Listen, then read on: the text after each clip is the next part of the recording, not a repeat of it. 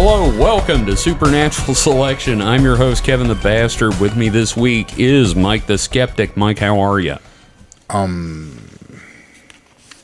Hello, yes. I like a big boy combo. Hold the cheese. Wait a minute, I'm not at the drive-thru, am I? Would you like a big chungus shake with that? No, thank you. All right. We've got Mr. David Davis. David, how are you doing? I had a vision the day after the moon had been full. 3 men talked about Nostradamus, and one would be eaten by a bear. I don't know what it means yet.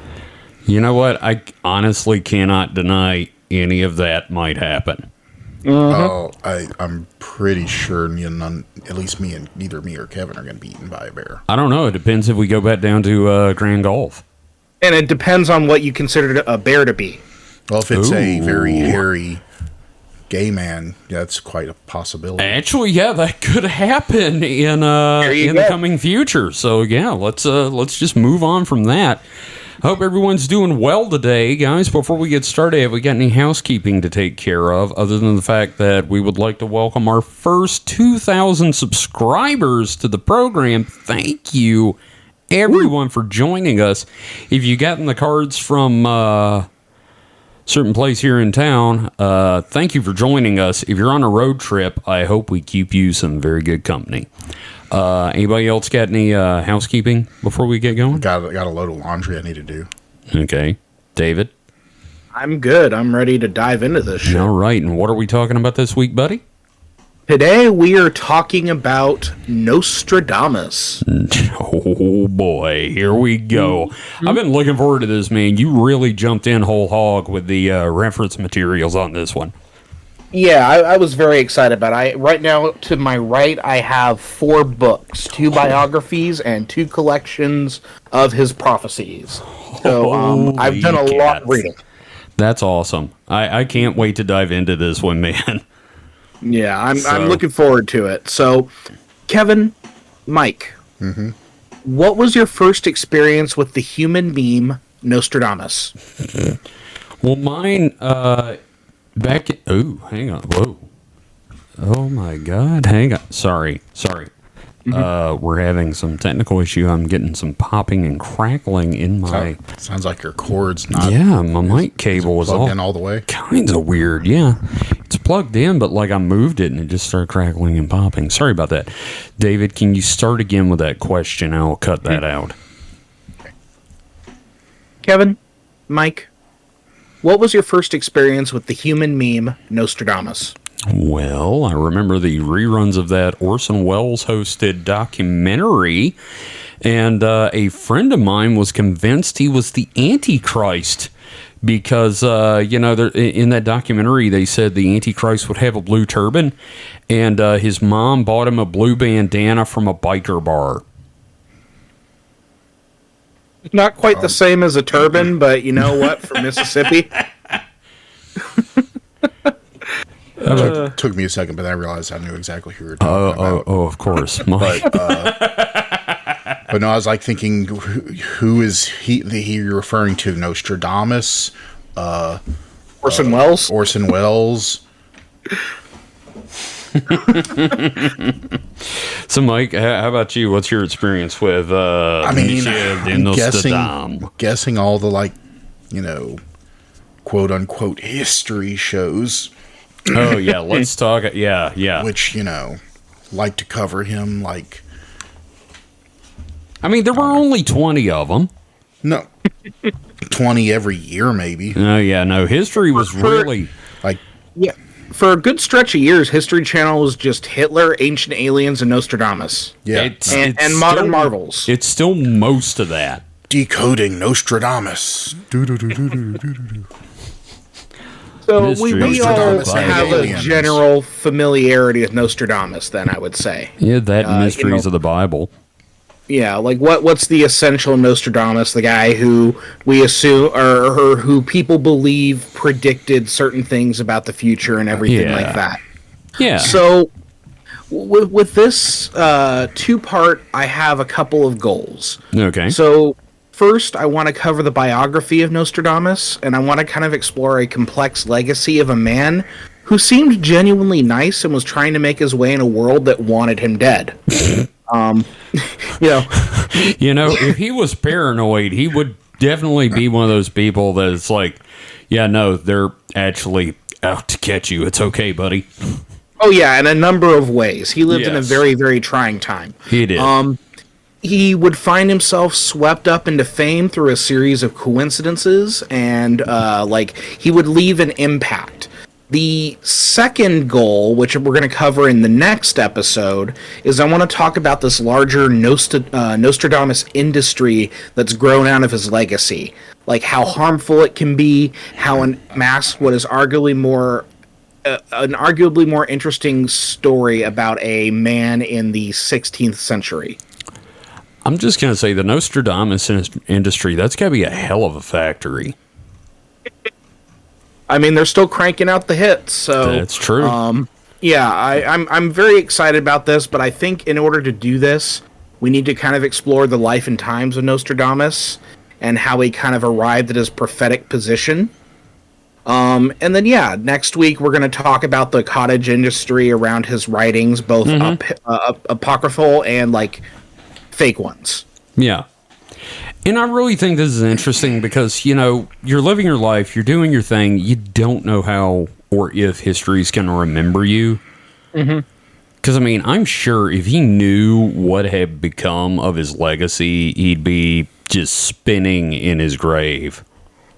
See, and that's the thing is, by the end of this, I've spent several weeks reading this, and I don't know if he would have taken offense to how he's remembered. Oh. Because there's things about his character. He's a very complex figure, and I think people need to understand that he is a human, and because he's human, he has these contradictory elements, and that doesn't make him a bad person. I mean, he does shady things, but then again, like anyone would to survive at that time. Yeah, it's also definitely a matter of where you are in history, right, Mike? Yeah. Yeah. So for this first episode, I'm working with two biographical texts. Primarily, I'm working with Ian Wilson's 2002 book, Nostradamus, The Man Behind the Prophecies. This is kind of the majority of the biographical information I'm using. But the second text, which is going to be a little more important in the second episode, is Stefan Gerson's Nostradamus, How an Obscure Renaissance Astrologer Became a Modern Prophet of Doom. And the pokey little puppy. Exactly. And then I do have two books of his prophecies that I will be using in the next episode. So let me ask you, how close to the original prophecies are these books? So he when he wrote the text, he wrote them in Latin, and translation issues occur all throughout. Like the Ian Wilson book, he spends a lot of time criticizing translations by other people. Right, Mike, you actually took Latin, didn't you? Yes, in high school. So it's like what, 20-something years ago? I don't remember anything about. Well, I remember very little about it. I failed Latin. Okay. Oh shit! Yeah, and yet you are now the most experienced Latin speaker on this podcast. Well, I guess I can remember the most of the lyrics to Jingle Bells in Latin. I was about to ask if you remember that. Tinnitus, right? Yeah, tinnitus, semper tinnitus. Utatum es gallium. I forgot the rest. Still, that's pretty good. And the funny thing is, tinnitus, I'm like, that's tinnitus. That's what I have every day. Jingle bells, ringing bells. I have jingle bells in my brains. Yeah, makes it hard to sleep. So one thing that I want to point out here is I am going to be reading names that are in German, Latin, Italian, French. I am going to butcher the shit out of all of this. So that's okay. Like, we're Americans. It's expected. Yeah, it's our heritage. And direct all complaints to Mike. I want him to deal with them. Yes. Please send all your complaints about anything to Mike on Twitter, which I think it's Mike NLN, right? Something like that. Yeah. We'll get him a shirt that says "Complaint Department." Yeah, there you go. Yeah. And also, if you don't understand any of the names, just feel free to be your own Ellis Island and replace it with Smith, Brown, and Stevens. Fair enough. Okay. So, are we ready to dive into this biography? I'm ready to jump feet first into this Frenchman. All right. Okay, well, ask for consent first. Okay. He's dead. Okay. He can't say anything. Okay, so Nostradamus, as he is now known, was born Michel de Nostradamus on December 14th, 1503, in Rue de Viguier, though today it's known as Rue Hoche, in Saint-Remy de Provence. So it's Saint Remy Martin. Basically. Yeah, okay. He was born in the Cognac region of France. Yeah, and then Rue is street. So he was born on Viguier Street, but now it's known as Hoche Street, basically. You know, the fact that you can trace it that far back, that says a lot about Europe. Oh yeah, and Saint-Remy is very like, this is where Nostradamus was. Oh, wow. Here is his house. We have a wax museum. Again, a Nostradamus industry. Yes. So, Michel de Nostradamus would be the first of possibly 8 children born to the de Nostradamus family. Well, there wasn't anything else to do. Except die of the Black Plague, which there's going to be a lot of that in this story. Yeah, now guys, back me up here. Back then, you're in the plague, and like you're basically having children in the hopes that one of them makes it, right? Mm-hmm. Yeah, very, very much so. Okay. There's a lot of death in this this story. So also, your children were your retirement, plan. So you got to have lots of them, so they can take care of you when you die. Michel, one day when too broken to continue to work. Michel, one day when I am dead, you will run the shoe factory for me, or I will throw you out into the gutter. Yeah, so here's the thing. We think that there possibly could have been 8 children. We don't know for sure.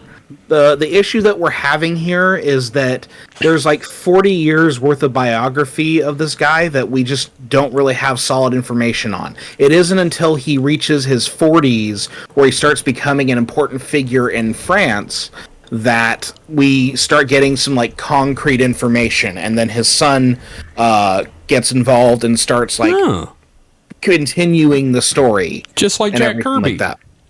Mm-hmm. So, 1503 this year is like, if you're going to be born in any year, this is a hell of a year to be born in. Okay. So Ian Wilson in his book points out that this year would also mark the 4th and final voyage of the then 57-year-old indigenous raping enslaver Christopher Columbus to the quote-unquote New World. Emphasis on rape and slavery by me. Well, I got nothing. He was a bastard. I mean, really. Right. And, this was his last voyage to the New World, so at least he stopped raping and enslaving people then. But the good news is he has a flaming poker in his ass in hell now. But do you remember what he said when he first saw the natives of the, quote, East Indies? What did he say? One man with a musket could enslave all of these assholes. Yeah, that tells you everything you need to know about Christopher Columbus. Fuck that guy. Pretty much. So obviously not off to a great start here, but yeah, what good things happened? A 51-year-old Leonardo da Vinci was finishing the Mona Lisa in Florence. That's a shockingly small painting. Mm-hmm. A 28-year-old Michelangelo was working on his statue of David.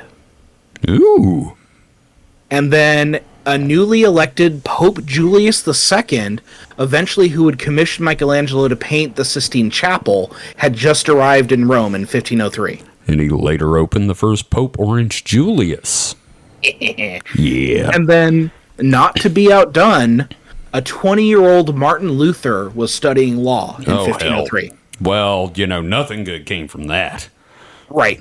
Not centuries of war. No, certainly not murder in France and all that fun stuff.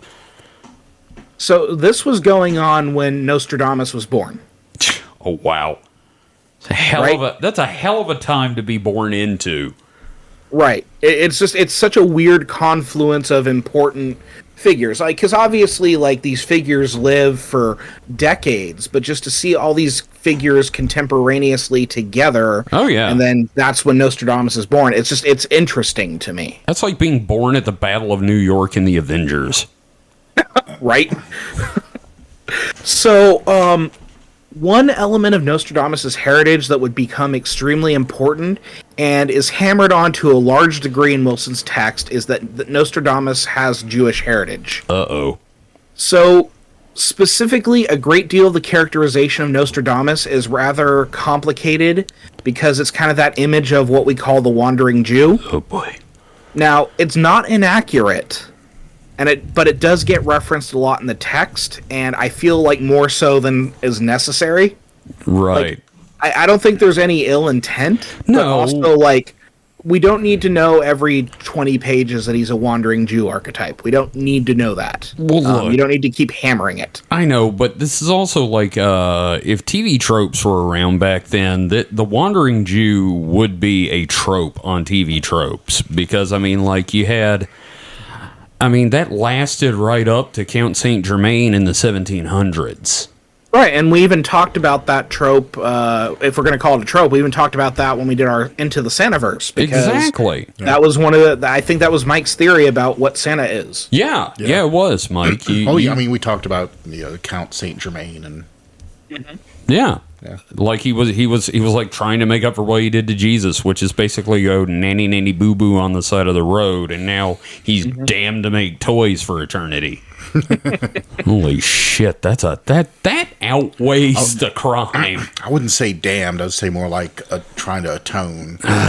Yeah, I guess. I don't know. It still kind of feels like, you know what, we're not going to go into that. Let's move on. Okay, so elements of Nostradamus' biography are going to be obscured or absent for a number of reasons. One was that this was the 16th century, and record-keeping was not the best in the world if you were not the elite. Yeah. Now, Nostradamus didn't really find his fame until his 40s, so there's about 4 decades worth of information where things are a little obscured and it's just relatively inconclusive at the best of times. I'm not going to lie here. This is pretty much where the Star Wars expanded universe came from. Is this kind of stuff? Yeah, your father and I fought in the Clone Wars. Okay, yeah. That's something you can write around. Here's 3 novels, and none of them are the same, and now we're just going to throw it all out the window and do a movie about it. There you go. Yeah. So, what we do know about Nostradamus' past, prior to his 40-year-old, prior to him turning 40, right? We know his father was Joam de Nostradamus, a grain merchant. Is that how you say that? I have no idea. Like I said, I'm gonna go with you on that. Joam, Jaume. It sounds Frenchish. Joam de Notre-Dame. Jamais, maybe. Jamais de Notre-Dame. Jamais. That sounds better. Jamais de Notre-Dame. Oui, oui. So a grain merchant. His mother was Rainier de Saint-Remy. No God, relation. This is going to be awful, dude. No relation to Rainier Wolfcastle, of course. Oh my God. And Rainier is like a antiquated version of the modern day Renee, I believe. Sounds about right. Okay. Yeah. Did she was named after the town. And that's how a lot of those surnames were at the time. It was based on like what your job was or where you were born. Well, I mean, Jesus' name would have been Joseph Nazareth. Honestly, that would have made sense. Or Joe Carpenter. Yeah. I'm just saying. Joe the plumber. God, can you imagine? During the election. Start naming people based on where they're born. Oh, yeah. Bring it back.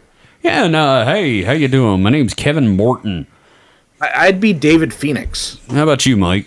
Be Michael Metairie. Oh, man, I was really hoping you were born in Jackson, so you'd say Michael Jackson, and you'd be like, oh, no. No, I was not born in Jackson. Okay. I was born in Metairie, You'd be Michel de Metairie. Yeah, exactly. Ooh, that does sound fancy. French and fancy. Oui, oui. David Phoenix sounds like a porn star name. Yes, it does. That or Star-Lord's best friend. Oh, yeah, that could be. I like it. I like Pulpy that, sci-fi. Actually, you know what? You should do a story about David Phoenix. That would be badass. might do that. So, the Jewish heritage of the family is pretty present in the name de Nostradamus. Mm-hmm. As in English, the translation is basically of Our Lady. Ooh. So this suggests that Jamais had changed the name to the most Catholic fucking name imaginable. due to a little something going on in France and larger Europe at the time called the Inquisition. Okay, I wasn't expecting that. Nobody expects the Spanish Inquisition. Seriously, though, that is kind of like changing your name to Stephen Pope's son. Or like coming to America and naming yourself like Charlie Americano or something. Hello, my name is Roger Big Mac. How are you? So yeah, like the Inquisition was going on, and this is going to basically kind of haunt Nostradamus for a long time. Oh, dude, this is going to haunt a lot of people for a long time. Yeah. Not to single out Nostradamus specifically, but like as the subject of the episode, this is definitely like a foundational thing. Yeah, not to be to be a Jew or a Muslim in the 16th century was not a good time. No. So, during this time, many Jews were forced to convert to Christianity, specifically Catholicism, often due to the threat of death and torture, as Christians do. Right. I mean, I don't think we can stress exactly how dangerous a time this was for Jews. In fact, I don't know if we can stress how dangerous most of history has been for the Jews. Right. Oh my God. It's I mean, like now it's not even completely safe, but it's safer than it has been, right? I guess. I mean, I guess they don't have to worry about overt physical violence as much. But I mean, at least in the United States, there are still corners of the world where they're not welcome, I guess. Sure. Would be the polite way to say it. There aren't like physically welcome pogroms going on here, so yeah. It's been a while since we've had a pogrom, so that's good. That's good for society. Way to go! Here, you know what? Round of applause, guys. But a lot of fringe groups still use them as their boogeyman and scapegoat. Looking at you, David Icke. Yep. Well, I'm just talking about you find I know any fringe group at all in America, and they're gonna have some animosity towards the Jews. Oh, well, sure. And that's been transferred to different like code words. So, like for example, Hollywood. Oh yes, the Hollywood elite. The Hollywood elite. The financial industry. Yeah, the global financial elite. That kind of stuff, which. Basically, they're always talking about the fucking Rothschilds. Yeah. So let's move on. We'll do a whole episode about that at some point. And then it'll be the last episode of the podcast. And then we'll be disappeared. We'll be Epsteined. I'm going to get Arkansas-ited before that. Sorry. That's my goal. I want Hillary Clinton to kill me. By stepping on you? No. God, no. Jesus Christ. Well, we killed Mike with that one. All right, let's move on. Okay, so before Mike dies before the end of the episode, let's see how much I can get through. So a particularly important figure in the life of Michel de Nostradamus, who from now on I'm just going to call it Nostradamus. Oh, thank God. Was his grandfather, Jean de Saint-Remy. Jean would foster an interest in occultism and mysticism that would be woven throughout his grandson's life. That's interesting. So Ian Wilson writes, quote, Jean may well have deliberately fostered this tendency in the boy, teaching him the art of creating a horoscope himself, at the same time encouraging familiarity with the Bible and the works of classical writers. So, this education would include access to materials such as a planisphere and an astrolabe, which put certain emphasis on astrology and the stars in the mind of a young Nostradamus. Okay, I've got two things to bring up. One that I was going to bring up later, but I'm going to bring here now. The first is a question. Now, it's very important that I ask this because every time I talk to a coworker about this sort of stuff, he asks me this. Do we think that at any point during this, Nostradamus was introduced to mushrooms? Absolutely. Oh, great. Okay. I can say with confidence that mushrooms got thrown in the mix here. There was definitely a non-zero amount of psychedelics in this man's life. Okay. Yeah.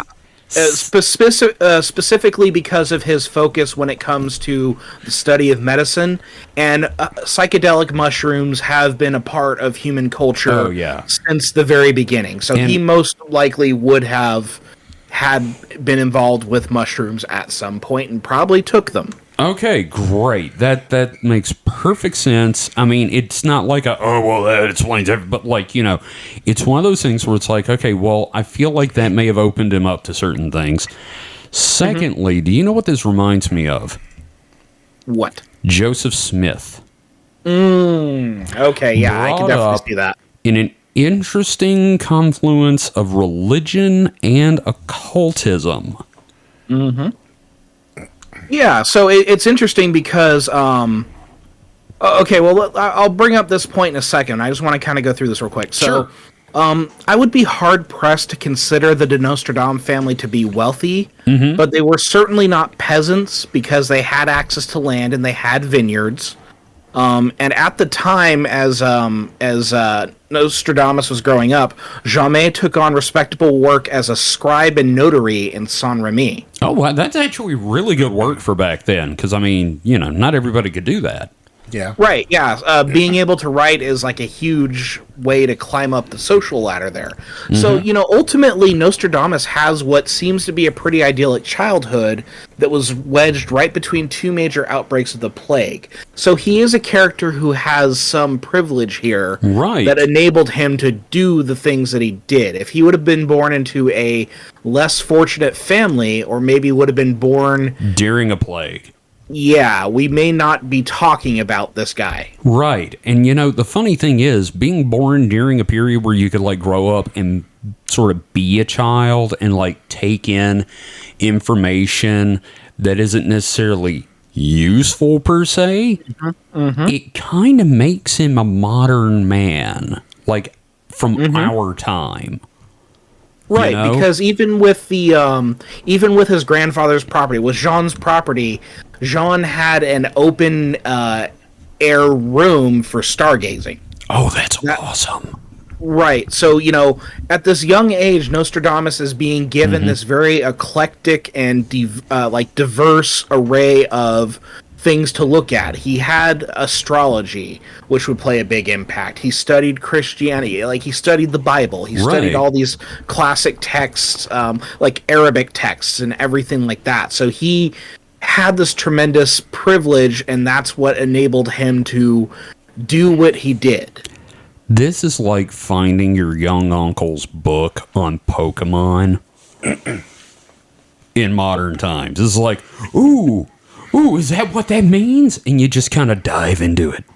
Like, Mike, did you ever do that? Like, you found, a relative's book on something and you dove into it just head first?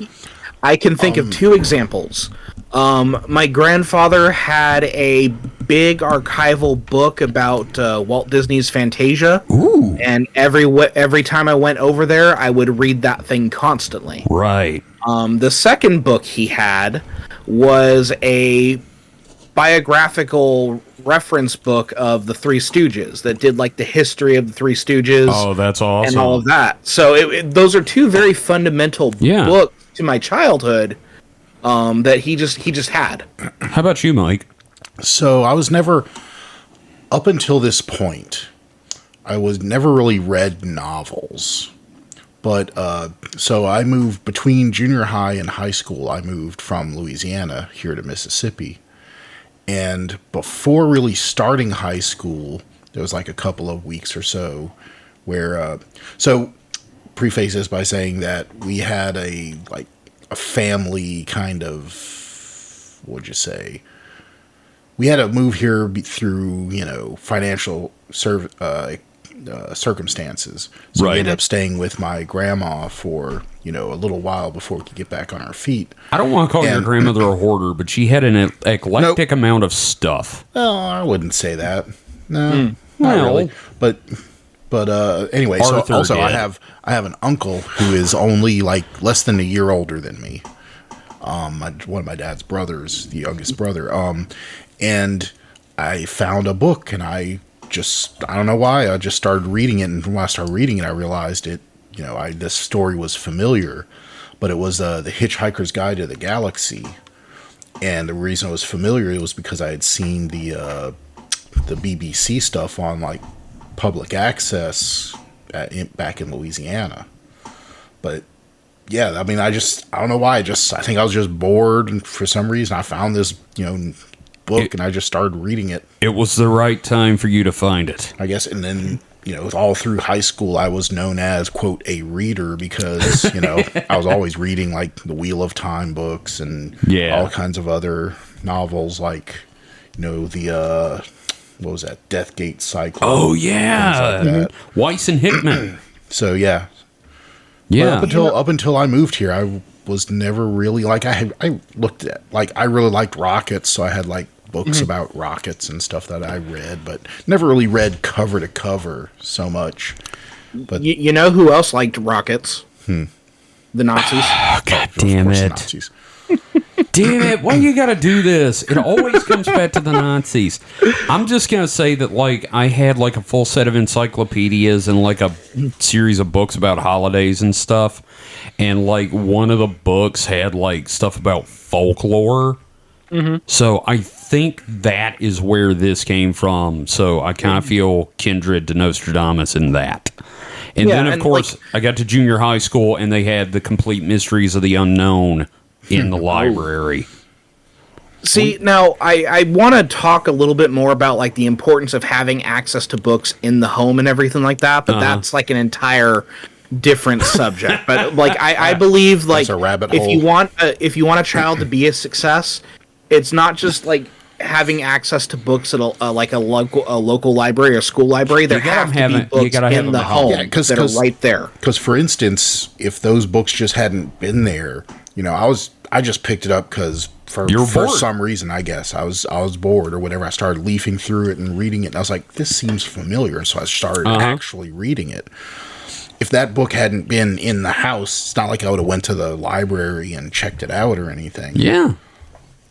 That's right, kids. So if you read, you could be like us. Yes. And remember, libraries are for nerds. Build your own at home. Well, so the internet definitely makes it an interesting change on that, because now people are just reading all the fucking time. I mean, it may not be novels or books or anything, but they're reading. Yeah, but it's also a different type of our brains are being wired differently by this type of reading. Like, as someone who teaches, I'm noticing a real difference in that. But like, I think we're getting into something that we could probably talk about another time, because this is a very complex subject. Yeah, we should come back together later and do a Patreon episode on that.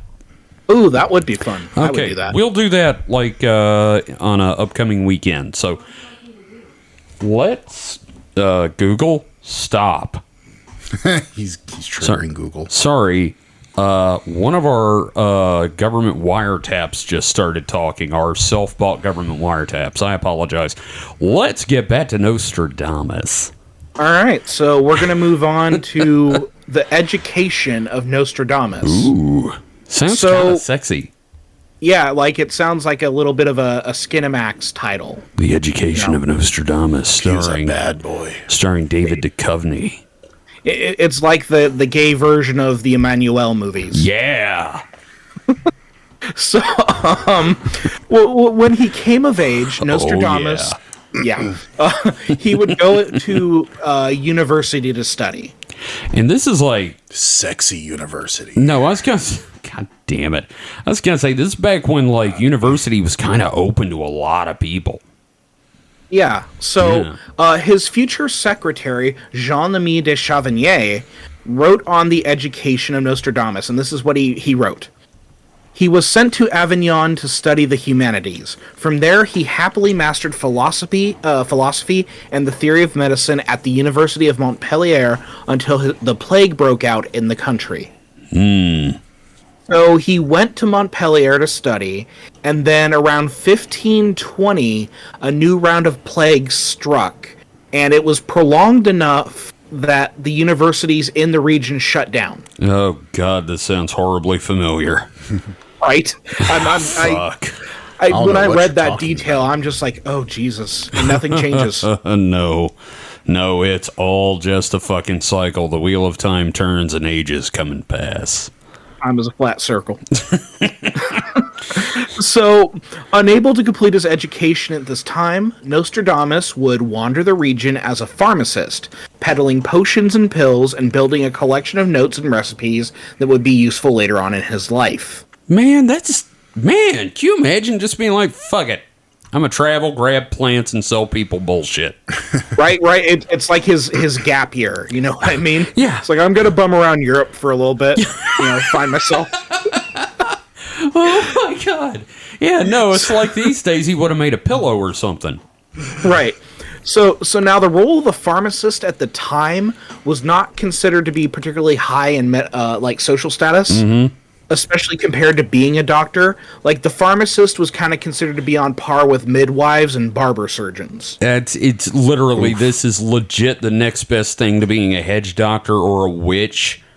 And it had about the same social standing. You were just as likely to be, run out of town. Wow. So from what I've gathered, the university was closed for about 9 years. Holy shit! Because we'll know how that feels in a few more years. So in 1529, Montpellier reopened, and then Nostradamus came back to continue his education.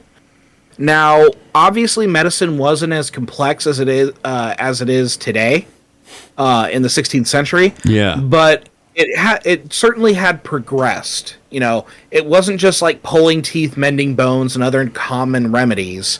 As Nostradamus studied at Montpellier, he made note of the then state-of-the-art procedures such as the removal of bladder stones and tonsils, fluid draining, and skull surgery to reduce brain inflammation.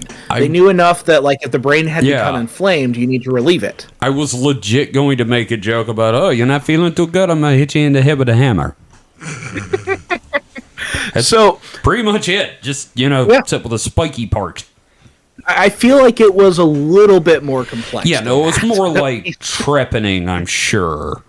But also, in a lot of ways, it was kind of ridiculous. So, to put this into context, Nostradamus studied at what was probably the finest medical school in Europe at the time, with the bulk of his studies consisting of reading the works of Hippocrates, Galen, and Avicenna. The finest of leeches at his beck and call.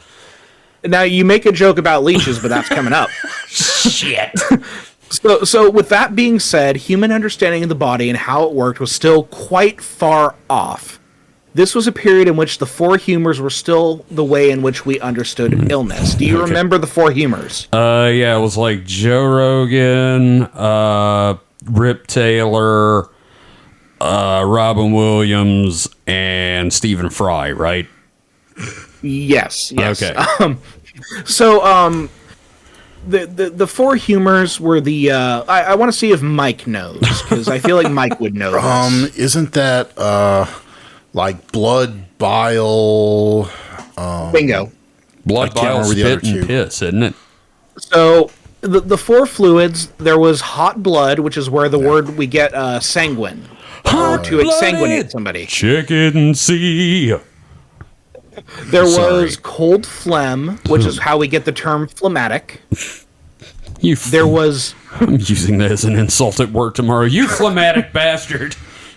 There is moist black bile, which is where we get the term melancholic, Oh, God. and dry yellow bile, which we get the term choleric. Ugh. What about pee?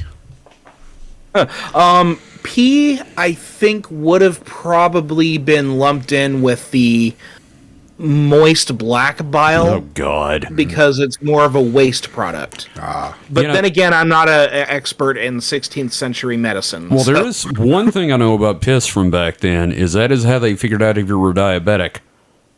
Mm-hmm. They would taste it. They would literally drink your pee. Doesn't diabetes mean sweet urine? It does. They would drink your pee and go, "Hey, you drink." They wouldn't drink They it would like taste a guzzling. it. They would taste it. Well, in Tastefully Germany, they taste it. drank it. Well, that's different. That's the Germans. There's a 100-year-old publication in Germany called Piss Drinkers. Don't tell me they didn't drink it. I'm not saying they didn't. I'm saying that's not necessary for the diagnosis of diabetes. That's okay. Well, I forgot my joke, so let's move on. Well, they also used to use pee in the Roman Empire to brush teeth. Oh, God. And then to sterilize hands. Ooh. Well, they also did clothes dyeing with it. Don't forget to piss on your feet if you get stung by a jellyfish. Yeah. Mm-hmm. Pee was very useful. Oh, yeah, no, pee is a very versatile tool. Yeah. So, this is also... Get a lot of uses out of that pee. Right? But this is also a period of time in which cupping and leeching were like top-of-the-line medical treatments as well. I swear to God, we're going to see this on TikTok. Cupping, is that where like you fart and you like kind of cup it to your nose to smell it? I thought it was hugging, like spooning. So cupping is where they take a cup, like literally take a cup, put it on your body, and then use heat to generate suction to draw out the thing that's making you sick. I think I'd rather cuddle. Well, you know. That's like a hot cup of cupping. Yeah.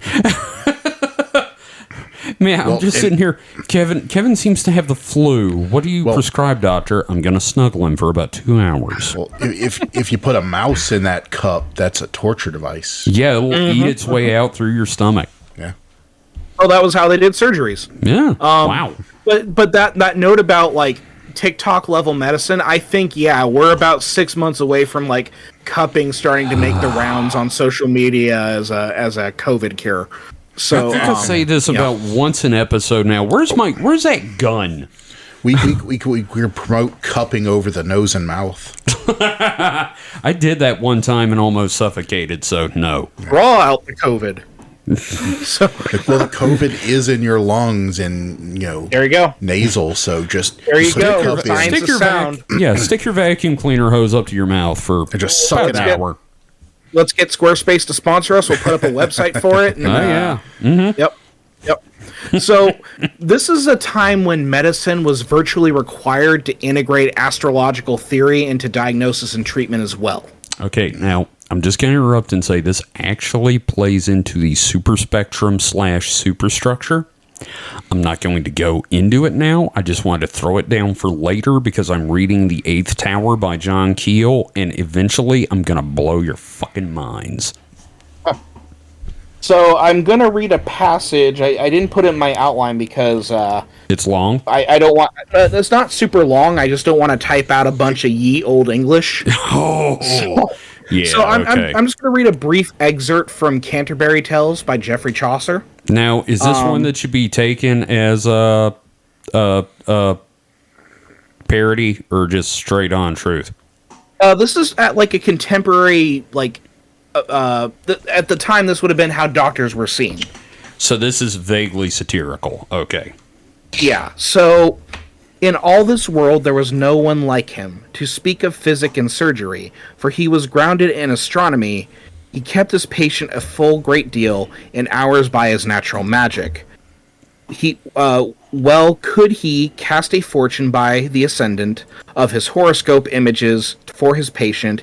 He knew the cause of every malady, were it of hot or cold or moist or dry, and where they engendered and of what humor.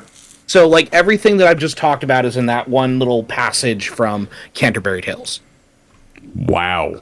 So yeah, that was basically like, so the astrology, the humors, talking about physics and medicine, that sort of thing. That's, that was a contemporary image of the Doctor. So that's kind of part of the medical school background of Nostradamus. It's going to get a little trickier here, though, because shit's going to get very real very soon. Okay. And from what I understand, the picture's not as clear on his education, right? Right. It gets messy because he starts practicing medicine, but he didn't seem to get his certification from Montpellier. Oh. He may have gotten it elsewhere. So there's all these little weird inconsistencies. When you said he practiced, I was like, he practiced, but he never got good at it. His medical services are interesting. I don't know how great they were. But again, this is the 16th century. Your doctor has a 50-50 shot of killing you just by looking at you. Yeah. Yeah, I mean, how do you know a good doctor back then? Well, he's still alive. Right. He kept himself alive. That's something. Yeah. So, while Nostradamus' secretary, Chavigny, states Nostradamus took and passed his doctorate, the truth is a bit more complicated. The historical record is a bit sparse on Nostradamus' time at Montpellier post-1529. Mm-hmm. What we do know is that at some point he had obtained his license to practice medicine, but it was not necessarily obtained at Montpellier. This is because the typical program there took 9 years to complete. Holy crap. According to findings gathered by Ian Wilson, Nostradamus was practicing medicine by 1533, around 170 miles away from Montpellier. So he returns to his education in 1529, and by 1533, he's already practicing as a doctor nearly 200 miles away. So basically, he's like, screw you guys. I'll make my own practice with hookers and blackjack. Forget the medicine. It seems that he might have gotten hooked up with a different form of education. Ooh, a sexy form. Well, I mean, maybe. I don't know much about Nostradamus' sexuality, but... we don't know a lot about a lot of these guys' sexuality, except for Michelangelo. True. So, Nostradamus ended up staying with for a time and learning from a doctor named Jules César Scaliger. Yeah, he was later killed by his nurse, Brutus. I'm sorry, not Scaliger, Scaliger. Scaliger? Wow, there's a difference, yeah.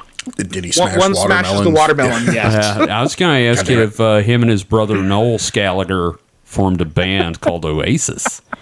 I like that Mike and I were immediately both on the watermelon bit. I thought about it, but it was low-hanging melon fruit, so it was too obvious. Yeah, the branch was hanging way too low because of the weight of the melon. So, Saggy melons. Oh God! Oh fuck, Mike. Oh, I haven't had enough to drink for that. So part of the reason for this change in scenery and then working with Scaliger, likely influenced by a whole lot of shit going on. Okay. So at the time, several years of anomalous and unseasonable weather resulted in a failure in the grain harvest. So families found themselves in significant hardship. Add to that was religious discord was everywhere. Specifically as I gotta pronounce his name, Desiderius Erasmus had raised up some salient points about flaws in the Catholic Church's official Latin Bibles. Interesting. So you have starvation, you have religious strife. You also had the Lutherans kicking up shit with the Confessions of Augsburg. Mm-hmm. Meanwhile, Henry VII was looking to divorce Catherine of Aragon, meaning a split of the Church of England was on the way. All the while, Ottoman Turks were raiding the European coastline. So it's one of those things where it's like all these things are happening. You still have the threat of the plague going on. Life is short. Yeah, Nostradamus really lived, it seems like every few years his life was just smack dab in the middle of, the worst shit. And also the fear of even worse shit. So if that wasn't enough, you also had the idea floating around that Easter of 1533 was supposedly the 1500th anniversary of the crucifixion. everybody thought the world was going to come to an end. Of course. Well, you know. So this might just be the equivalent of Nostradamus dropping out of college to just like find himself. You know what I mean? Man, this is exactly why I don't pay my my tuition and my student loans back. COVID and the invading Turks. I thought you were broke. Well, that too, but I mean, you know, I need to find myself and avoid the Ottoman Turks. Yeah, I mean, you know, you never know when they'll catch up with you, so don't waste your time paying back the man. Yeah. I'm not saying don't pay back your loans, people. I'm just saying I don't. I'm saying college education is too damn expensive, so fuck them. Yeah, fair. Yep. I teach at a college, and I think that college is a scam. So that's fun. So like the first week of my class, I'm like, you know, you're probably going to get more out of taking a not to insult my teaching, but no, like as a whole, you probably get more going to a trade school. Yeah, no, that sort of thing. Like, I wish someone had told me that. You know, I never went to college myself, but I always thought, well, since I didn't go to college, I didn't, you know, have shit I could do.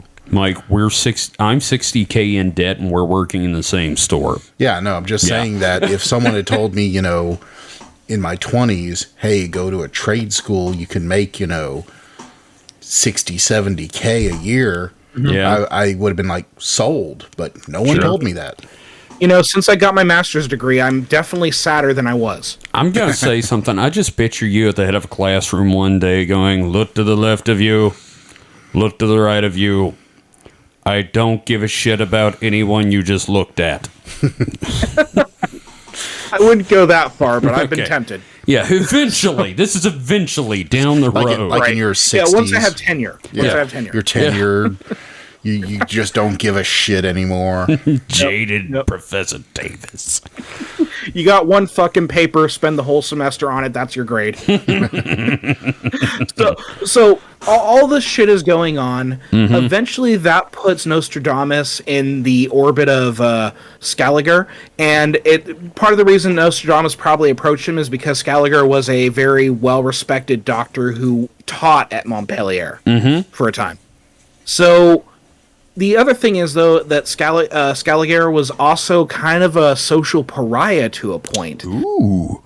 He was considered to be an atheist, which wasn't necessarily unusual for doctors at the time, but definitely unusual for the cultural hegemony of France, because it's a very Catholic country at this time. Oh, yes. So there's this fun little proverb of the time that I like, which translates roughly to, wherever you get 3 doctors, 2 will be atheists. Number 1, I want that on a shirt. Number 2, how are you considered to be an atheist? Like, does it go into any detail on that? We'll kind of get to that, because, again, you have smaller inquisitions, so someone just has to make an accusation against you. Mm-hmm. So, long story short here, King Francois I of France sent a Grand Inquisitor to investigate the region, and 3 figures were pointed out as being potential atheists. Scaliger, and Nostradamus among them. So, I'm just imagining the guy with the curly hair from Scanners,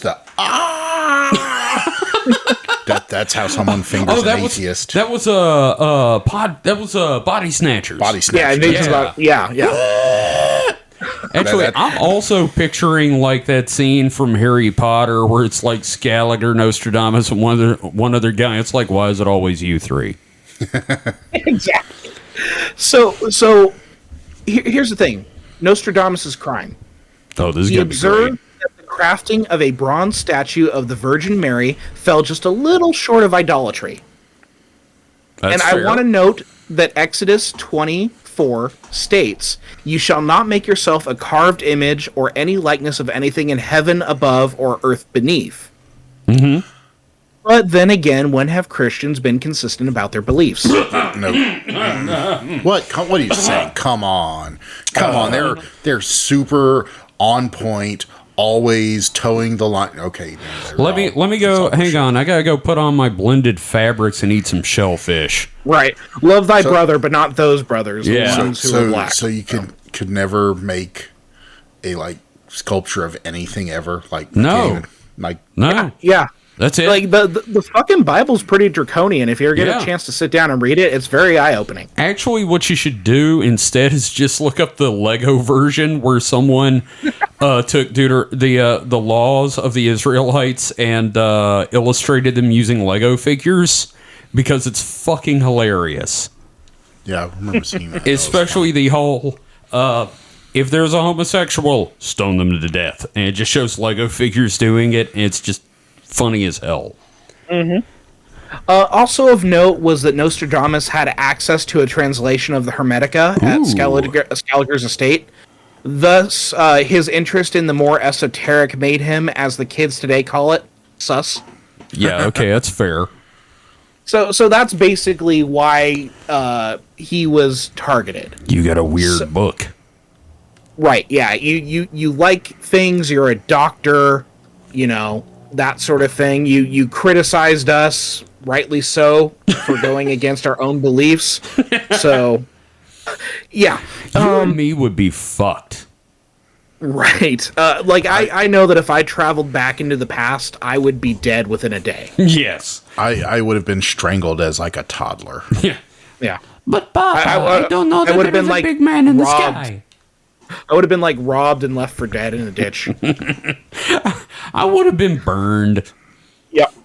So, things start to get a little vague here. A lot going on. I'm going to do my best to keep this clear. Okay. So, first of all, it seems that... Exactly. So, first of all, it seems sometime in the mid-1530s, Nostradamus had a falling out with Scaliger. I couldn't really find an explanation for this, but more than likely it was the tension of the fucking Inquisition being involved. There's a lot going on. Yeah. Further, with the Inquisition still investigating, Nostradamus essentially just fucked off from the town of Agen, and he continued to wander, just practicing his medicine. I've got a theory about what caused the split. Okay. Michelle, can I put the tip in? Oh. No. Come That's on, about the extent of my French. Just a little bit. Just for a minute. If you don't like it, I take it out. That's basically what happened, I think. Yeah, and it's entirely possible. This isn't the first time that Nostradamus has a falling out with someone over something that's probably pretty petty. Yes. So, he basically goes on the run. So it's during this time that the historical record states that Nostradamus married for the first time. But details are vague, and most likely a lot of the details are apocryphal. It is suggested by Chavigny, his future secretary, that he, quote, took as a wife a most reputable young woman by whom he had 2 children, a boy and a girl. They died, and finding himself alone without companionship, he decided to return to Provence, his country of origin. Well, you weren't wrong. There's a lot of dead people in this so far. Right, because again, the Black Plague resurfaces. Yeah. So, many Nostradamians, the people who study Nostradamus and put a lot of stock into it, we tend to refer to them as Nostradamians. They claim that he left his wife and children for a time to deal with the plague in a neighboring region, only to return home to find them dead of the same plague. I'm calling bullshit. Yeah, we have no idea if this actually happened. To me, it feels a little too mythical. Oh no, the irony. I go to help people, I come home, and it takes my family. No. It's his Marvel Cinematic Universe origin story. Yeah, no, he goes off and then he comes back in a big wooden suit from fighting the plague, and he's got like a arc reactor made out of crystals and bullshit. What did he think he could do against the plague? Well, we're going to talk about that. He could do the exact same thing every other doctor could do back then. Basically, poke him with a stick and run. Well, he had a very specific cure he was peddling. But the reason we're getting into this is because for some reason at this time he decides to look at treating the plague as his specialty after 1538. So if his family did die of the plague, that would explain it. Did they even have ivermectin back then? They just had the literal worms from the horses. Okay, they had the equivalent. Yes. Okay, yeah, they fed them the worms. I got you. Oh, you know about how they used to put eels up the butts of horses, right? I wish you had not said those words together in a sentence. Oh yeah. No, it's a total thing. You had to watch out when you bought a horse because it may just be a old horse that has an eel up the butt to make it more energetic. This is totally true, by the way. Totally true, by the way. So don't look a gift horse in the butt. You probably should. Probably should. Okay, that's the next shirt right there. Okay. Don't look a gift horse in the butt. There's a lot of history about people sticking eels inside themselves as well because they have reputed medicinal properties. But that's a subject for another time. Just kind of freaky. We're going to do... I think we should do a snake oil episode because of that. Oh, totally. Oh, yeah. So... Well, and Nostradamus is kind of a little bit of a snake oil salesman as well. Oh, really? So, I would consider a snake oil salesman someone that doesn't believe in their products. Right? Yeah. Like, a snake oil salesman is a con man. Okay. I mean, that's fair. They know their shit is just not going to work. But I feel at this time, Nostradamus is probably believing he's doing the best with the tools he has. So you think instead of being like, hey, I got it over on that townspeople's like, I don't know if you tried sticking an eel up your butt? Yes. So I don't see any record of him actually advising people to stick eels up their butts. So we at least know that's okay, that he wasn't doing that. Okay. So he did probably ask him to put eels in other places. Not private places, but, like public places. Yeah. See, I don't know if France had a big culture of eels. I know that England probably not. I was thinking leeches. Snails. Leeches, yeah. Probably snails. So by the 1540s, Nostradamus is approaching his own 40s, right? Mm-hmm. And we get a sense of who he was as a physician, and to a degree, he was a little bit of a flim-flam man. Okay. Oh, well, damn, you just shot me in the... Shot him in the balls.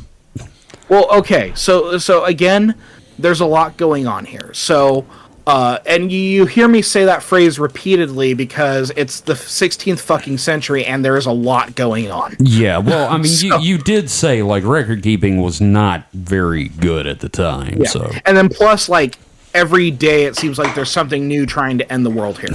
So... Oh, yeah. Yeah, fate did not like the 16th century. They really had a hate on for that. It really was living living in Marvel Comics back then. Right? I mean, just everything tried to fucking snuff us out. There was a plague, we had a flood, and then Kang the Conqueror showed up, so... Yep. And I'm going to describe one of these scenarios for you right now. Oh, please do. So, a flood of the River Rhone in 1544 flooded graveyards, washing corpses into the city. Oh, Jesus wonderful. God. Worse, the stagnant water necessitated boat travel within the city for a time. My God, it's like the shittiest version of Venice. Right? Naturally, this disruption of housing and sanitation, combined with a poor understanding of hygiene, resulted in the plague bouncing back yet again. All the fucking plague corpses washing up, yeah. And there's dumb butt Jimmy going around licking the corpses. And they see this, this flood water. I mean, I'm sure it's flooding the fucking wells, so where the fuck are you going to get water from? I could just see some guy in a boat going, you know what? These bodies in this water, technically... That's a soup. It's soup. Mm-hmm. Just grabs a decanter, fills it, drinks it. Next thing you know, his bew bowls are swollen. So because of his medical degree, Nostradamus was talked up by his brother, Jehan, which it's probably more like Jean, but it's literally spelled Jehan. Hey, don't mess with the Jehan. So Jehan was a civic lawyer and eventually managed to get Nostradamus summoned to help deal with the plague in this city. Okay. Now, for Nostradamus, his go-to medical treatment for these trying times was a special rose pill, consisting of, among many things, sawdust, iris, cloves, and roses. Now, I want you to remember, folks, you can find all this at Infowars.com. And oh, God, he's Alex Jones. He really does. This is sounding like some Alex Jones bullshit or something you find on Coast to Coast AM. Right? And here's why I think he was a little bit of a flim-flam man. So he hyped the shit out of his treatment, saying, quote, "No other medicament is found which is more protective against the plague than this recipe. All those who swallowed it were protected." So he just made up the word medicament And expected people to buy it? I mean, it could have been in use at the time. I think it was an actually in use word at the time. I don't know who I'm more pissed at, him or the Times. Right. Yes. So the fact that he's claiming that, yes, anyone who swallowed it was protected, like, there's no way that's the case. Yeah. And he had to have known that. Maybe. I don't know, man. Unless every single person that he treated died to an arrow, died from an arrow to the head. Like, no, there's no way he can't. Unless he's literally in a town for like a day and then fucks off. Well, you know yeah, what I mean? There's just just no way. They take the pills. 5 hours later, they still don't have the plague. He's like, good enough for me. And my other thing is, like, how often do you come back to check? Follow-ups, yeah. Yeah, who did he do follow-up visits? I mean, like, or if someone died, was he like, that's completely unrelated? That's a pre-existing condition. See, they died from the shits. The dancing disease. They died from the gray plague. Not as evil, but pretty bad. Off black plague. Instead of buboes, you've got bubies. It's mule bows. They're called BBs because they're smaller. Yes, it's the BBs. I don't know what accent I'm doing at this point. Let's move on. Right, yeah, like I'm doing terrible. So here's the thing. We all know this cure is bullshit. Widely inaccurate. But I can't necessarily fault him for this either. I can. At the time, for all they knew, for all they knew, they thought it worked. Chances are that, yeah, he probably was convinced it was actually working and that any deaths that he treated, of the persons that he treated, were just coincidental. I'm gonna give you the one thing that he could say that would get people to buy it. Hey, I took it. I'm not dead. Yeah. Yeah. That's pretty much it right there. I mean, it can also be that the people that he convinced to take it were a little more cautious than the rest, and so they might have lived longer because they took other precautions as well. Hell, he could have accidentally given it to people that were naturally resistant. Well, no, but you could say that people that are willing to take that precaution are also taking other precautions in their life. Sure. They are also probably more wealthy than other people, which means that they have access to things that will keep them alive longer, such as food. Or sure. to, distance themselves from the, plaguey poo water. Running out to their country estates, yeah. Yeah. So, of course not everyone bought into it either. The point is that he just sort of is this man, he's a man of his time, perhaps just in the most trying period of time in European history. I just picture fucking Boba Fett. I'm just a simple man trying to make my way in the universe. With little Chavigny as like the baby Yoda. Yes. Oh no, that would be his later son Caesar. Okay. So it's around this time, specifically November 11th, 1547, where Nostradamus marries again. Okay. This time we actually have a name. Her name was Anne Posnard, and she brought a substantial dowry. Ooh. So, there we go. Money, man. Money. Yeah, so, for that moolah. I can buy so much rose petals and sawdust with this bitch. So Nostradamus would have been around 44 around this time, and Anne was likely under 30 years old. So we're talking like some Leo DiCaprio stuff. That's not that bad. No. Yeah, at the time this was fine. Yeah, I was gonna say for the time this is like exceedingly. In fact, he's probably considered to be marrying like an old maid. Oh yeah, sure. Because for his station and this time, he probably would have been. They would expect him to marry like a 16-year-old. Oh, and he was probably desperate at that point. So I wouldn't say desperate, but desperate for money. Yeah, but I mean that's the thing. That's the thing. The parents had put together a big dowry because that's true. Yeah, she's like old. Ooh, good point. I don't know how much older she would have been though, because specifically, she pushes out like 6 kids over 14 years. Holy crap! Yeah, but So I know that she. Well, I can't say that I know definitively, but like I'm pretty sure she's under 30. I would probably put her at about 25 years old. Yeah, like I said, that's still old as fuck for that time. Because like if they go with under 30, then it can't be that far away from 30. Yeah, I would have think like 27 or something. Sure, let's go 25, 27, somewhere in there. So at this point in his life, a pattern emerges with Nostradamus acting as a wandering physician, seeking rich clients, and spending a lot of time talking to and trading information with pharmacists, or what were called spicers. The hell's a spicer? Is that like a hedge doctor? Yeah, likely a hedge doctor, or someone who's probably, I would probably say they were probably like a botanist. Well, yeah, someone that studies plants in the medicinal sense. Sure. Yeah, because sometimes like these terms become conflated. So because spices are derived from plants, someone who studies plants would be a spicer. Sure. So this is where he would also begin exploring writing. Finally. Ooh, finally. Yeah. So not until his mid-40s, right? So the first piece that's claimed to have been written by Nostradamus was a translation entitled, okay, here we go, Horus Apollo, son of Osiris, king of the Nile's Egypt, and notes from 2 hieroglyphic books set in the form of rhythmic epigrams.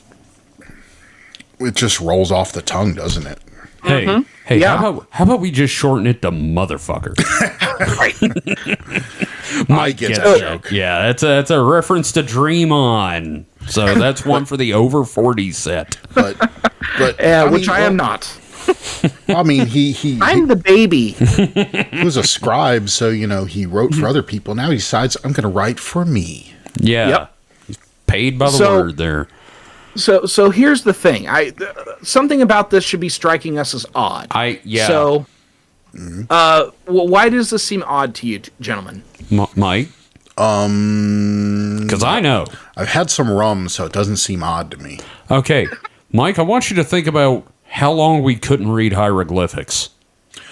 Oh. So he translated some shit that he just no way should have been able to translate. Yeah, no, this is like when you know what? Again, parallel with Joseph Smith. Joseph Smith claimed he had translated the Book of Mormon from, quote, corrupted Egyptian hieroglyphics. And when was Rosetta Stone discovered again? 1799, during the Napoleonic Wars. Yeah, okay. Yeah, it is all bullshit. So, yeah, okay. This is, like, this publication ultimately is kind of inconsequential, except for one thing.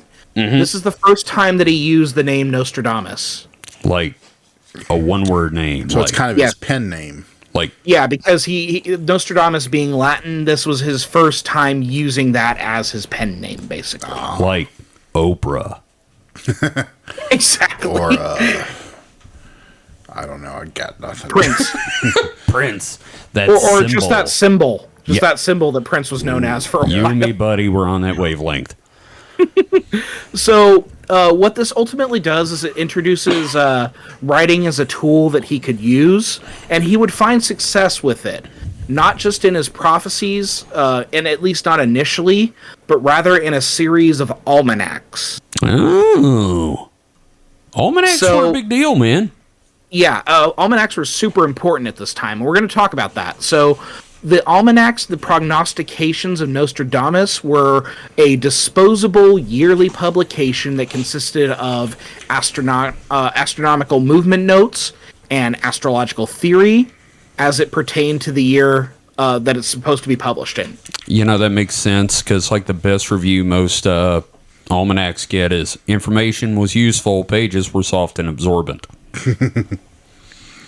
The thing about these almanacs was also kind of like how modern of a publication they were. Right. So they would feature a calendar, much like commonly available calendars that you could find in like things you could buy today. Mm-hmm. They also included a listing of holidays and feasts. Right. And then, of course, in those almanacs, there were the prognostications themselves, which were Nostradamus's prediction of the year's events. Essentially like the horoscope you would find in the Weekly World News. Speaking my language. Right. So now for any leftover pages in the folio, do we know what a folio is? It's okay if you don't. Not right now.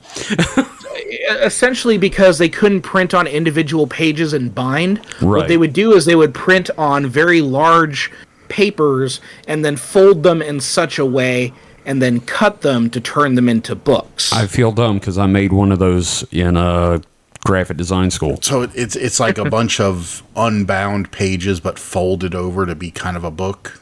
Yes. Is that what Yeah. I'm thinking right? So, yeah, exactly. So for any leftover pages in the folio, the publisher would also throw in some other stuff, such as distance figures for towns, gardening tips, and all that other stuff. So again, it's just kind of like this, like, somewhat modern publication. Some Ann Landers letters. Yeah, no, that's exactly it. It's just those weird little things, like gardening tips, like, you know. So Plant beans at this time of year. If your wife dies, find another one. exactly. Do not marry your cow. Or do. We don't care. Yeah, whatever makes you happy. Yeah. So this publication would end up being a big hit and help to spread his name among the literate population. I mean, these weren't the prophecies, though. It sounds like I would read that shit. Yeah. If I was a peasant like they still farmer publish that today. Read. I know. And the Farmer's Almanac, I think it's called, and they publish it every year. Absolutely. I used to buy it all the time.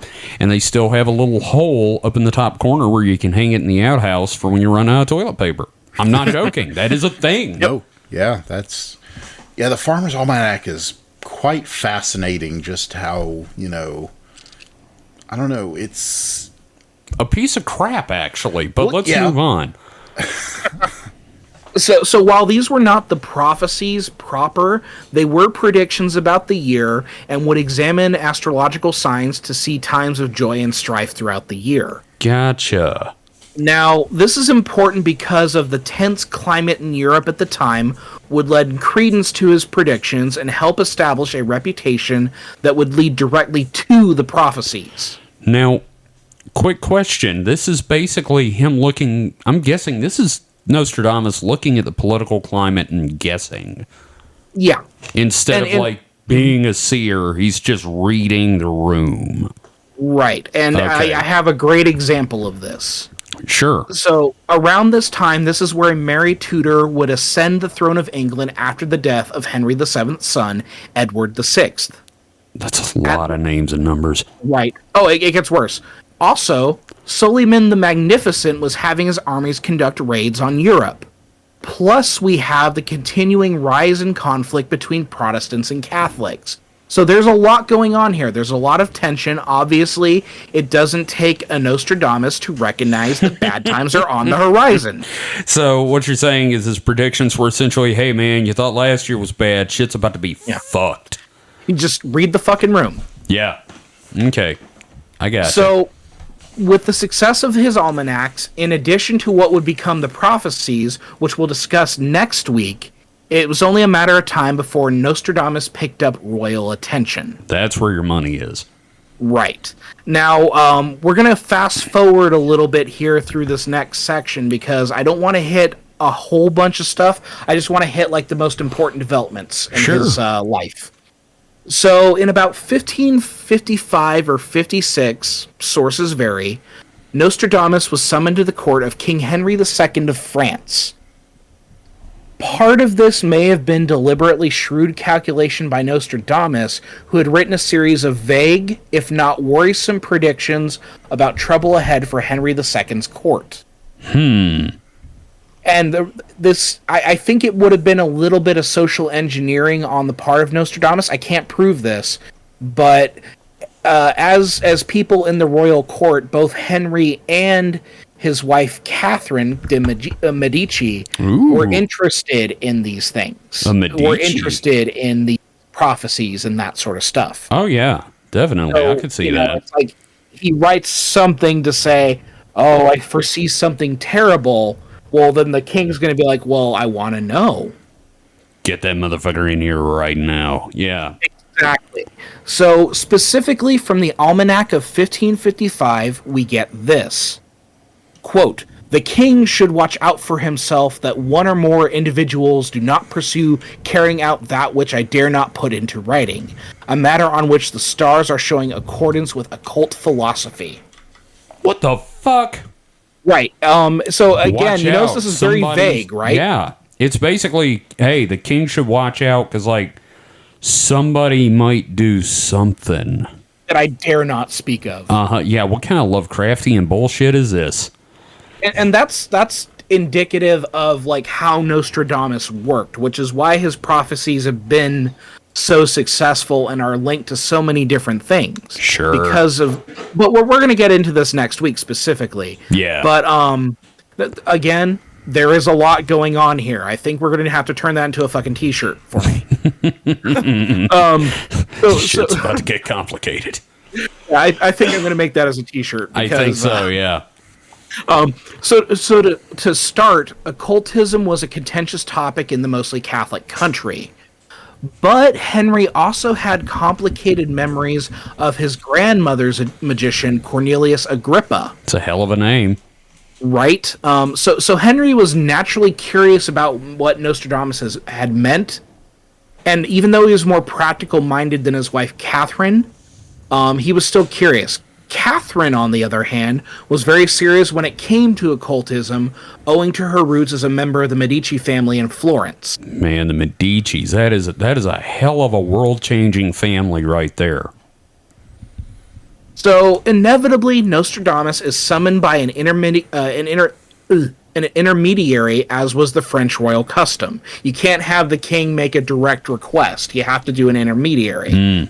Steve, go ask this guy. Yeah.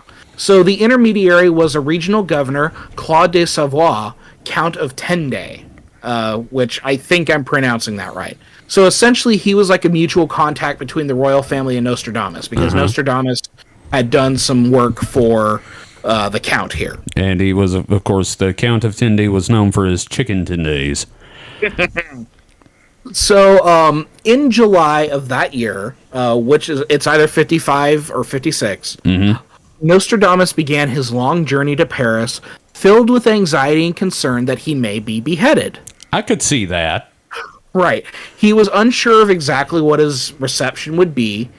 Around mid-August, he finally arrives in Paris, which at that time had a population of a whopping 200,000 people. All right, that doesn't sound like a lot, but when you think about it at the time, with the plague... Yeah, plague years? Yeah. Shit, that is a huge population of people. Now, here's the thing. When he was arriving, he seemed to have had a vision that he was going to befall a tragic fate on August 25th. So, when he arrived, he delayed his visit to the king and queen due to a 12-day case of gout. This may have been a stalling tactic, but also like he did suffer from gout. Okay. But so it's just him kind of like giving himself a better shot not to die on the 25th of August. Sure. So I'm not going to get into the complicated nature of the visit or the tension of debt sustained with a family he stayed with in Paris, but the visit didn't really go well. Oh, really? Yeah, he spent a lot of money to get to Paris and had to borrow money when he arrived. But the royal family didn't give him much in return. Further, there may have been some courtly intrigue involving advisors scheming to undermine Nostradamus, as well as him possibly meeting with the king's mistress. Okay, this is like... You remember when you've said complicated several times before? Mm-hmm. This is the most complicated part. Oh, no, it gets more complicated later on. Fuck. Yeah. So supposedly the king's mistress had warned Nostradamus that the law was seeking him out to question him on his sciences that he uses, which probably reminded him of the Inquisition, right? Sure. So Nostradamus ultimately cut his visit to Paris short, went on the run back to Florence, and didn't pay off his debt to his host family until much later, which was very scandalous at the time. Yeah, that's, I don't know, it's like the most complicated form of dine and dash I've ever heard. Right. So ultimately this Paris trip was like unimpressive.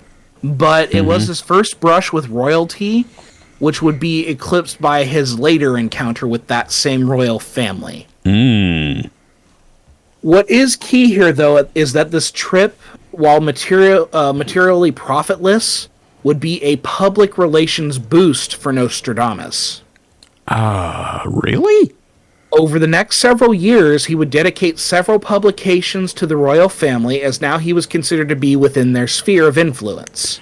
I'm sorry, it's just like, what's the reputation? It's like, hey, you hear about Nostradamus? Fucker gypped me hard. Well, and here's the thing. There are critics at the time, but the most important thing is, well, the fucking king summoned him. Yeah, okay, that's fair. And then, so everybody's hearing like, oh, well, the king has consulted this Nostradamus. I'm going to write to him and see what he has to say. So what's going to follow this is a flurry of correspondences and questions from the elite all over Europe who would ask Nostradamus for guidance and predictions. Some of the shit is hilarious. Oh, really? Yeah, I have a fun example from Wilson's book from a Giovanni Cibo Barrias, who asked 5 incredibly specific questions in one letter. And I'm just going to read this letter. Okay. First, is my sister still alive at St. Bridget's Convent in England? No.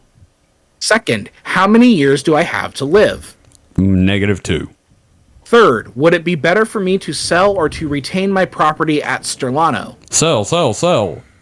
Fourth, is there any buried treasure in this property, which is amongst the ruins of an old palace? A honeypot. Fifth and last, might I be able to find any veins of spring water here at Sterlano? Just blood. So just the specific questions here, and just the range of them. Is my sister alive? Yeah. Is there buried treasure? How long am I going to live? It's like a child. Yeah, why is the sky blue? Yeah. So I just thought that was a great kind of letter, just the kind of stuff he would get. That is some very, very specific questions that you typically don't ask a seer. Right, but this was also kind of like the bread and butter of seers, actually, that they would answer these things. And sometimes they got lucky, sometimes they didn't, but they were always written, at least with Nostradamus for sure, they were always written in a way that, like, could be interpreted a dozen different ways. Yeah, how many words does it take to say, yeah? So with his success, however, came critics, obviously, even old friends. Julius Caesar Scaliger, or Scaliger, Nostradamus named his own son Caesar after him, would lobby attacks on Nostradamus. I'm renaming that accent. I'm renaming my son Frank. For France. There we go. Frank for France. So ultimately, though, these criticisms merely made Nostradamus even more popular. There's no such thing as bad publicity. Yeah, he got a fucking president elected. Yeah, I didn't see Nostradamus predicting that. Actually, we could probably find some prophecy. Yeah, we'll find it. A tangerine ascends to the throne. God damn it. So, Nostradamus would start accumulating a lot of wealth at this time as well. He had a lot of rich patrons, people sending in money for predictions, that sort of thing. So, in 1559, now with 7 children, Nostradamus would also serve as a patron of a canal project, which made him wealthier and contributed to the public good of the town of Ceylon, which Ceylon would become important later for the salons of the Enlightenment. Is that where he got his hair did? Possibly. At this point, he was probably bald. Oh, okay. I don't know. I'm theorizing because, people aged like milk back then. That's really true. Somebody posted a picture recently. Ewan McGregor's actually older than Alec Guinness was when he played Obi-Wan Kenobi, and he still looks like 20 years younger. So, again, a lot going on. In 1588, Queen Elizabeth I has succeeded Mary Tudor on the English throne and had inherited a mess of a country. Oh, yeah. So while signs were obvious it was a challenging period, the prognostications of the great Nostradamus carried a great deal of weight. So we see this pattern over and over again. So yeah, there's obviously there's this. We'll talk about it when we talk about how he writes these things, but it's just for some reason he's able to like tap into the cultural zeitgeist and just deftly maneuver his words around it. Right. He's like I'm gonna say it. He's a better version of John Edwards. I think that's fair. So, a whole lot of shit going on, a lot of courtly intrigue, intermarrying between royal families and the like. So we're going to skip ahead, and we're going to talk about King Henry II of France again, and the event that would forever define Nostradamus as a cultural figure and afford him a lot of his credibility as a prognosticator. If I'm not mistaken, I think I know which one this is. Mike, okay. Do you know much about his quatrains? Oh, I do, because I've been studying this shit. But I think Mike has zoned out. I didn't know you were asking me. Yeah, I was asking if you knew anything about Nostradamus' quatrains. I didn't know you were addressing me. Sorry. I know I've heard of the phrase before. Okay. Just okay. Curious. So, I'm going to read a couple of quatrains here. Okay. So, Quatrain 55 of Century 3 of Prophecies reads, "In the year when France shall have a one-eyed king, the court shall find itself in a very troubled state." Similarly, Quatrain 35 of Century 1 reads, "The young lion shall overcome the old, on martial field in single combat. In a golden cage his eyes will be put out, 2 into 1, then to die a cruel death." Does this sound familiar? Does anyone know where this is going? I know where this is going, but it's also like super vague. Right, again, like he uses a lot of like iconography. He uses a lot of images. A golden cage. Well, that could be interpreted in so many different ways. The young lion could again be, it means a young guy, right? Right. It could apply to any situation. Any young male ruler. Right. So, among Nostradamians, and these quatrains... Oh, yes. I'm sorry. We got to find a new name for these guys before the next episode, because... it's stupid. Let's keep it. The Nostradamned. The Nostradam. There you go. Among Nostradamians, these quatrains are seen as a prediction of the death of Henry II of France, who died as a result of a joust with a young count, Gabriel de Lorge, or Lorge, maybe, whose lance shattered in the helmeted face of Henry II. Splinters drove into his eye and into his brain, and after 9 days, Henry II finally died. Damn. Now, when you look at that, when you look at these two quatrains and you look at those events, like it is pretty spooky, right? It's very like, but then again, we're applying it after the fact as well. Well, that's the only way prophecies work, right? And it's just it's too convenient, but it's very compelling, which is why so many people kind of buy into it. Sure. And this is like the big one, I think, of all the prophecies that he's ever done. This one is like the big one. This one kind of puts him on the map. This one is the one that like even a skeptic might be like, well, I mean, that is a really interesting thing that happened. Sure. I mean, right. Like, let's ask our resident skeptic here, Mike. What do you think about this situation? What do you think? How do you see that? Do you think that is accurate? How big a coincidence is it? Do you think he had some kind of... You throw enough shit at the wall, eventually some of it's going to stick. Okay. I mean... Unless it's diarrhea. Well, but I'm just saying I just saw Jackass Part 3. I could argue that. If I sat here with, just knowing what I know about the world and started making predictions, eventually I would get something right. Mm-hmm. Doesn't mean I had any foresight or foreknowledge. Just means I got lucky. Mm-hmm. Sure. It's still very interesting, though, like how this all works out. It's one of those, like, this is the reason why we're still talking about him today, basically. Yeah. Like, if he hadn't gotten this one right. Well, that just, increased his cachet. That started getting him, noticed. Mm-hmm. So, there are like, many other prophecies that would shock the European populace and, like, bear coincidence to actual events. But generally speaking, the events surrounding the death of Henry II are considered to be, like, the evidence that Nostradamus could see into the future.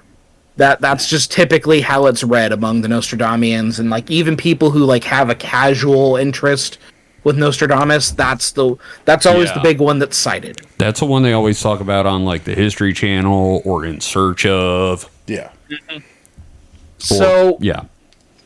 So, like, his career continues, but we're going to kind of move into his death. Okay. So, around 1565, his 62nd year of life, Nostradamus knew that his time would be ending. I was legit about to ask if he saw this one coming. Right. Not really a prediction. His gout was a real issue. It had gotten worse, and in the 16th century, making it to your 60s meant you were super fucking lucky. That's fair. Not one to be idle, he would spend his last year writing his almanacs for 1566 and 1567 and put his affairs in order. Now, he would leave the running of the estate and most affairs to his wife, but it seems that his son Caesar, I think it's Caesar, would ultimately take up the Nostradamian mantle by publishing archived writings and doing the writing on his father. So he's kind of like a Christopher Tolkien. God damn it, I was just going to go there. It makes me want to hit him, to be honest. But there we go. But so here's the thing. Nostradamus' final act of writing would be signing the codicil that finalized his directives. He would be found dead the next morning on July 2nd, 1566. Writing your codicil finalized directives is a death of kings. No, it's the death of Nostradamus for sure. Mm-hmm. So we're going to kind of wrap up Nostradamus' story here. Next week, we're going to be getting into the prophecies, how he developed these visions in the future, and ultimately this industry that arose in its wake. Now, in the grand scheme of things, it feels a little bit like dumb luck that we're still talking about him 5 centuries later. Yeah. I mean, if he hadn't gotten that one thing right, who knows? Yeah. He would have been like a minor footnote in history because of the other predictions, but this situation with Henry II and his death is like the one that locks him in. So I can't say much on the legacy of Nostradamus because I'm still trying to grapple with it myself. Sure. Because as we'll see with the prophecies, he's going to end up doing a lot of harm. Yeah. But as a person, I feel like I like Nostradamus. He did some good things. He lucked out a little bit. Only grifted just a little bit. And I think that's something that we should all aspire to. Just a little bit of grifting. Yeah, like everybody's pulled some sort of fast one on someone, right?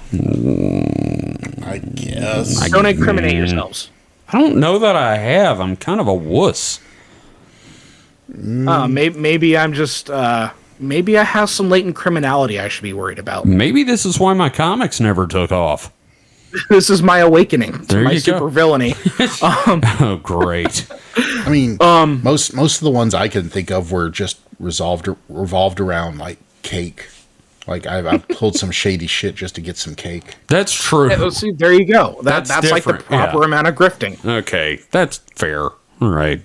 Yeah, stealing that extra cookie. There you go. Yeah. No, February 25th is my birthday. Give me a cake. I mean, literal cake. Like, it'd be like, Not eating ass. I'm going to cut this big piece of cake and hide it over here for, to take home later. Okay. The fat man scheme. Well, God damn it. This body says yes. Okay, that's fair. So, I think, like, Nostradamus' greatest positive contribution to the world was his patronage and healing. but even then it wasn't like that impressive for the time, nor did it really make a huge difference in the grand scheme of things. But I think his heart was in the right place. But ultimately, I think his legacy is definitely more negative. Yeah, it's negative in the same way that Madame Blavatsky's... Blavatsky. I mean, her... because it's like, okay, I wrote this shit, and then Hitler's like, I can use this.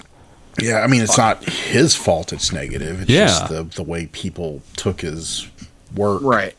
I mean, and like, okay, in like prior to the 1st century AD, so all these people coming up, maybe I'm the leader of the Jews, and then one guy spits in a blind dude's eye, and 2,000 years later, we're putting trees in our house. Damn it. No, I was going to say like Christianity, I hold no ill will towards the Bible, just towards the people that use it and twist it for their own means. Yeah. Yeah, so I think that ultimately with Nostradamus, like, he's become exploited by... Yeah, people are taking his stuff and using it for their own self-promotion and, the grifter is being grifted. Their own schemes. Oh, yeah. And then there's a tremendous sense of irony in all this as well, which I'll definitely get into next week, specifically how, Christianity has latched on to Nostradamus. Oh, it is such a death cult when you get down to it. Everybody talks about like the Seventh-day Adventists and stuff. I'm like, come on, man, you read Revelation. So that's where we're at with Nostradamus for now. Well, that is a fantastic episode. You just I'm trying not to say put us through, but like that was subjected us to. There's a lot of shit happening. Yeah, and like I'm definitely going to do that T-shirt. Like, so there's a lot going on. We need to definitely do that shirt. We'll have that up in the store eventually. But that is great, and I can't wait for next week when we get into all the stuff that he wrote before he died of gout. In the way it's the rich man's disease. Yes. It was the death of kings. Gout is the death of kings, and then codifying your stuff. Not the death. Wasn't it the illness of like royalty or something? They got afford to have too much salt. Well, too much. A lot of it came from like too much meat. Yeah, it's meat and other very rich foods. Yeah, so lay off the dick. Yeah, lay off the dick. The spotted dick. You know what? That's actually a good thing to sign off on in general. Is just lay off the dick, y'all. Oh, come on. Give it a rest. If people want the dick, they can have the dick. All right, fine. Just in moderation, please. Fine. Have the dick if you want the dick, but have it in moderation, like David said. And if it's got spots on it, we're not going to judge. If it's spotted dick meant to eat, great. If it's a dick that is spotted, see a doctor. Well, no, I mean, it could just be like moles or something. It could be like non-benign. It could be benign spots. What if they're trill from Star Trek? They have like the rows of spots that go all the way down. Yeah, like Star Trek wise, do you think the trill had like spots running down the side of their wang? Probably not. I think it went down their asses. Ooh. This is weird. This is a weird discussion. Yes, well, after this long discussion on Nostradamus, we have to let off some steam. Yeah, it's a pressure release kind of thing. That's true. And I honestly, at least it wasn't the fucking moon. Yeah. Well, and this is the most alert Mike has been. Who knew it took talking about dick to get him going. Yeah, well, you never know. I mean, I'm just saying. And we'll see if one of you is eaten by a bear. Or a grue. So thank you everyone for listening. We appreciate all of you. Don't forget to spread the word. Tell someone that you think would be interested about the podcast. You can find all our information now at supernatpod.rocks or supernaturalselectionpod.com. You can find us on social media at supernatpod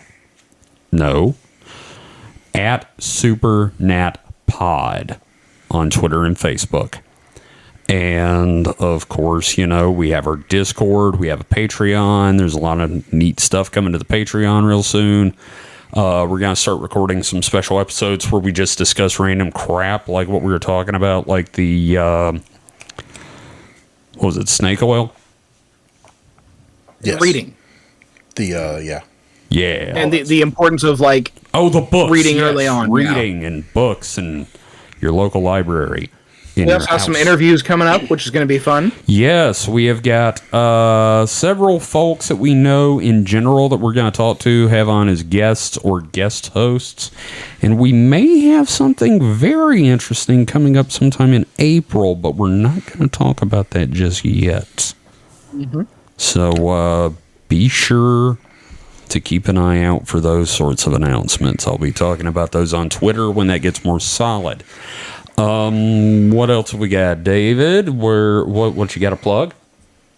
You can follow me on the socials as HP Comics, so that's at HPKOMIC. Also, listen to my show, The Mutant Hours. I took a couple of weeks off because, you know, look at the state of the world. Yeah. But I'm back. The show is doing well. Yeah. It's fun. Yeah. Mike, what have you got to plug? Nothing really. I'm just, vibing and chilling. What's your Twitter, Mike?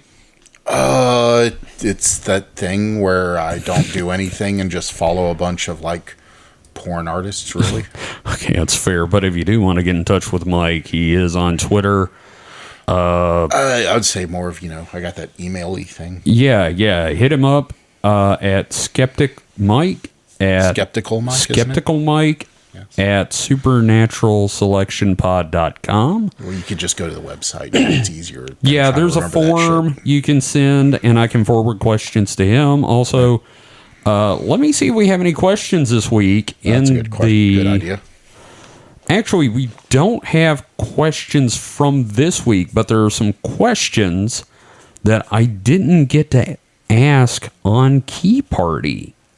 Ooh. And let's see. One of them's from you. We'll ask that one in a second. You as in who? You, David. Oh, okay. You asked one, and I'll ask that to Mike too. But Ghost Forge, of course, asks if you, Kevin, had a Whitley Strieber moment and got milked by aliens, would you be into it? And would it ruin all future sex for you? You know what? You're in the situation, and I kind of feel like, why not just get into it? Why not? And I don't think it would ruin future sex, because it's like, I mean, unless you know how to live right, it's not going to happen again. I mean, so I'm not too familiar with the Whitley Strieber incident, but the milking, there's prostate milking and like a tube and a bucking tube. Like, if I'm tied down, they're just like shoving shit in there. No, I'm not going to be cool with it. But if like there's some candles and they're like sweet talking me, okay, sure, maybe. Well, like, and then, like, he's screaming, and I talked about this on the last episode.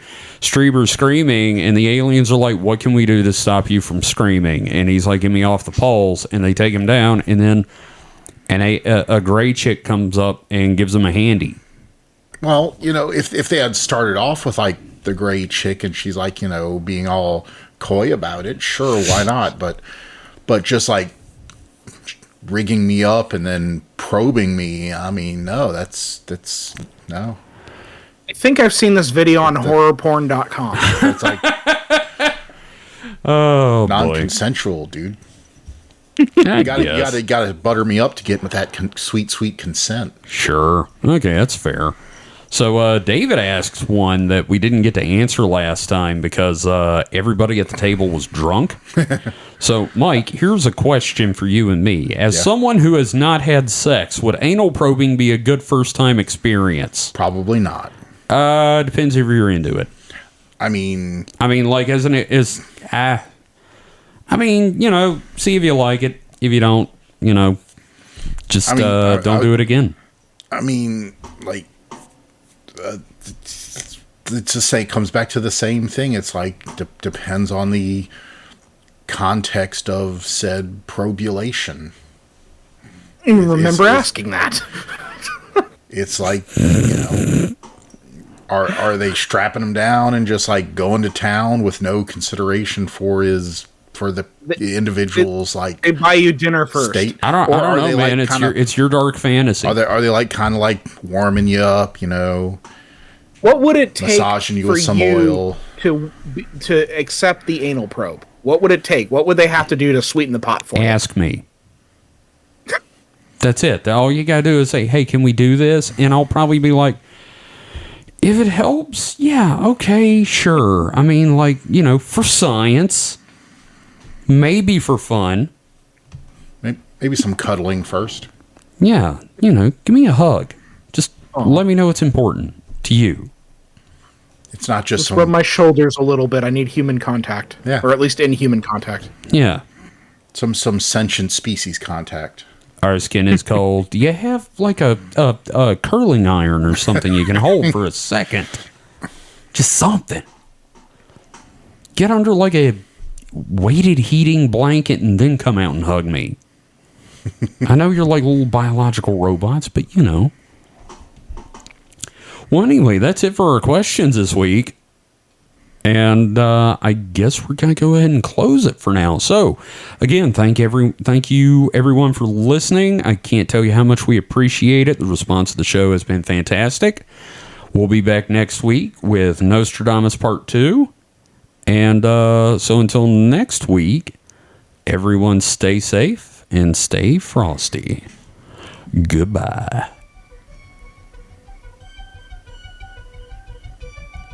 What, you waiting for me? I'm a bear. Yes, I was actually waiting for somebody to say something. Exit pursued by a bear. Yes. A little Shakespeare for us.